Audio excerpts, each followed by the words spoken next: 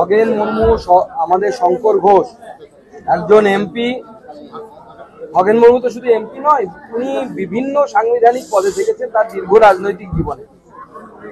এবং শঙ্কর ঘোষ শিলিগুড়ির MLA, plus তিনি আমাদের বিধানসভার চিফ সহ বিভিন্ন লোক সেদিন যারা গেছিলেন তারা রাজনৈতিক আক্রমণ, রাজনৈতিক হিংসার শিকার হয়েছে। খগেন মুর্মুর এখানে ফেসিয়াল বোন ভেঙে গেছে, আপনারা জানেন, অনেক ব্লিডিং হয়েছে, সেই ব্লিডিং এর ভিডিও আমরা দেখেছি। এবং আমরা দেখেছি যে কিভাবে তাদের উপর রাজনৈতিক আক্রমণ হয়েছিল এবং যারা আক্রমণ করেছে, আমি কথা বললাম খগেন মুর্মুর সাথেও। খগেন মুর্মু বাবু এখনো কথা বলা বারণ, তার কিছুটা অল্প অল্প বলতে পারছেন। শঙ্কর ঘোষের সাথে ডিটেলসে কথা বললাম। যারা আক্রমণ করেছে তারা প্রকাশ্যে বলেছে আমরা দিদির সৈনিক, এখানে বিজেপি কেন আসবে? তো বাবার সম্পত্তি পেয়েছে নাকি? পাকিস্তান পেয়েছে ওখানে কি? ওখানে যেখানে বিজেপি যেতে পারবে না।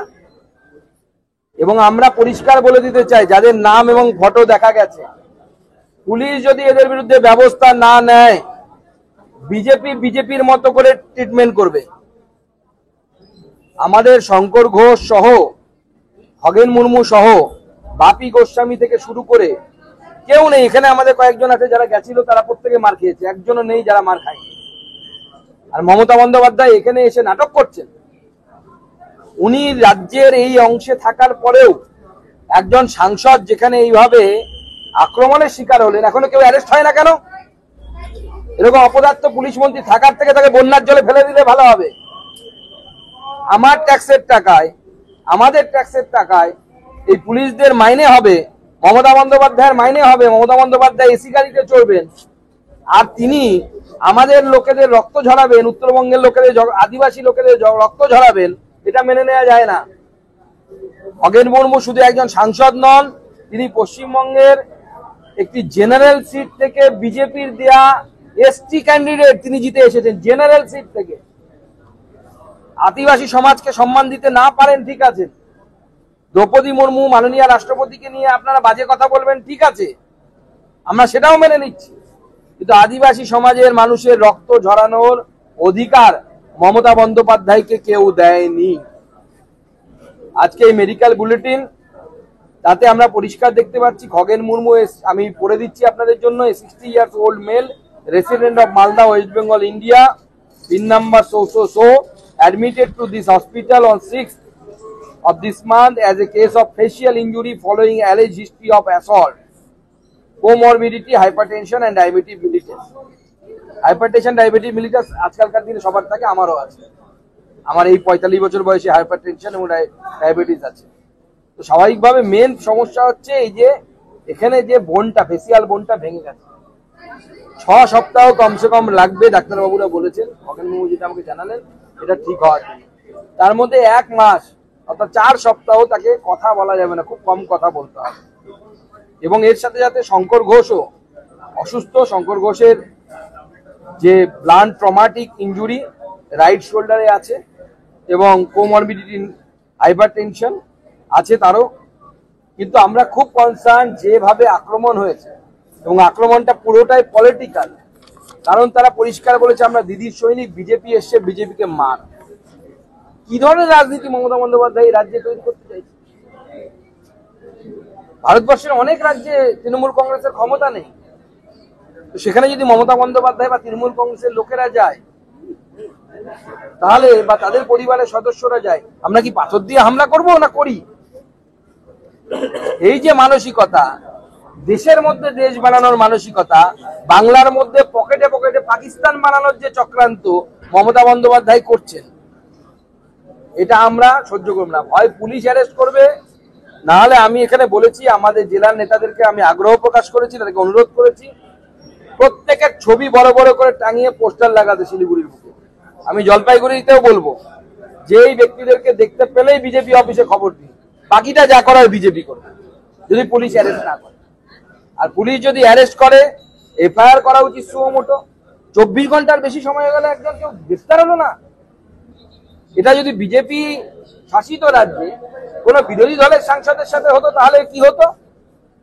তাহিমাম পড়ে যেত, সংবিধান বিপর্যস্ত হয়ে যেত। আর সংবিধান কোথায়? খগেন মুর্মুর জন্য সংবিধান নেই? সেই এসটি সমাজের মানুষ বলে? খগেন মুর্মুর জন্য পিনাল কোড এখন কাজ করছে না, বা ন্যায় সংহিতা পশ্চিমবঙ্গে কাজ করছে না? খগেন মুর্মু একটি সাঁওতাল সমাজের মানুষ বলে? এটা আমাদের বাংলার আদিবাসী সমাজ মেনে নেবে না।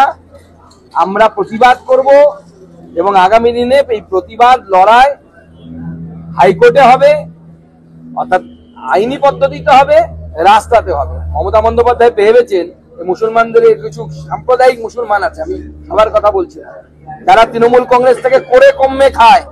সব মুসলমানরা করে কমে খায় না তৃণমূল কংগ্রেস থেকে।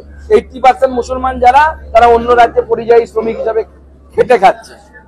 আর 20% মুসলমান আছে যারা তৃণমূল কংগ্রেসে করে কমে খায়। তারা মমতা বন্দ্যোপাধ্যায়ের হয়ে যে হুলিগানিজম করছে, এবং মমতা বন্দ্যোপাধ্যায় তাদেরকে দিয়ে দেশের মধ্যে দেশ তৈরি করার, বাংলাদেশ তৈরি করার, পাকিস্তান তৈরি করার যে একটা চক্রান্ত করছে, এর বিরুদ্ধে ভারতীয় জনতা পার্টি লড়বে। আর যদি মনে হয় যে মার খেয়ে আমরা ভিতরে ঢুকে যাব, তাহলে আপনি মূর্খের স্বর্গে বাস করছেন। হয় আপনার পুলিশ ব্যবস্থা নেবে, না পাল্টা মারবো আমরা। অন্ততপক্ষে উত্তরবঙ্গে সেই ক্ষমতা বিজেপি রাখে যে পাল্টা মারতে পারি আমরা তৃণমূল কংগ্রেস, তাহলে কিন্তু অবস্থা খারাপ হবে। আমরা মমতা বন্দ্যোপাধ্যায়ের রুট অবরুদ্ধ করে দিতে পারতাম, কিন্তু আমরা ওগুলো করি না। 5000 লোক নিয়ে মমতা বন্দ্যোপাধ্যায়কে ঘেরাও করতে পারতাম, কিন্তু আমরা করি না। আমরা গণতন্ত্রে বিশ্বাস করি। এখনো সময় আছে, ব্যবস্থা নিন, নাহলে কিন্তু আমরা আমাদের মতো ব্যবস্থা নিই। ত্রিপুরায় কি হয়েছে আমি জানি না, কোথাও হওয়া উচিত না, কিন্তু এই ধরনের মানসিকতা কেন হচ্ছে? ত্রিপুরার লোকেরাও তো 24 ঘন্টার বেশি অপেক্ষা করবে, কেন কোন একজনও কেন গ্রেপ্তার হবে না? উত্তর কথা আছে কি পুলিশের কাছে? পুলিশ বলছে কারা মেরেছে আমরা জানি, ভিডিও থাকা সত্ত্বেও। মুখ্যমন্ত্রী শব্দ ধার করে নিয়ে বলি, পশ্চিমবঙ্গে পুলিশের চোখে কি নেবা হয়েছে? কেন দেখতে পাচ্ছে না পুলিশ? ত্রিপুরায় অসংখ্য তৃণমূলের পার্টি অফিস ভাঙচুর হয়েছে। আরে তৃণমূলই নেই ওখানে, পার্টি অফিস কোথা থেকে থাকবে? তৃণমূলের পার্টি অফিস ভাঙচুর হবে? তৃণমূল আছে নাকি ওখানে কোথাও? তৃণমূল, সর্বভারতীয় তৃণমূল হচ্ছে সোনার পাথর বাটি। কিন্তু বিজেপি নীতিগতভাবে অন্য রাজনৈতিক দলের পার্টি অফিসে হামলা, সেই মানসিকতায় বিজেপি বিশ্বাস করে না। তৃণমূলের এক প্রতিনিধি দল আর সব থেকে বড় কথা, ত্রিপুরাতে হামলা করে হবেটা কি? ত্রিপুরা আছে কোথায় তৃণমূল? সবেদন নীলমণি একজন দুজন এদিক ওদিক থেকে টিকিট পায়নি কংগ্রেস থেকে, তারা তৃণমূল সেজে থাকে। যেদিন ভোটে জিতবে বা ভালো কিছু হবে, অন্যদিকে ঝাঁপ মারবে। খগেন মুর্মু, আমাদের শঙ্কর ঘোষ একজন এমপি। খগেন মুর্মু তো শুধু এমপি নয়, উনি বিভিন্ন সাংবিধানিক পদে থেকেছেন তার দীর্ঘ রাজনৈতিক জীবনে। এবং শঙ্কর ঘোষ শিলিগুড়ির এমএলএ, প্লাস তিনি আমাদের বিধানসভার চিফ সহ বিভিন্ন লোক সেদিন যারা গেছিলেন, তারা রাজনৈতিক আক্রমণ, রাজনৈতিক হিংসার শিকার হয়েছে।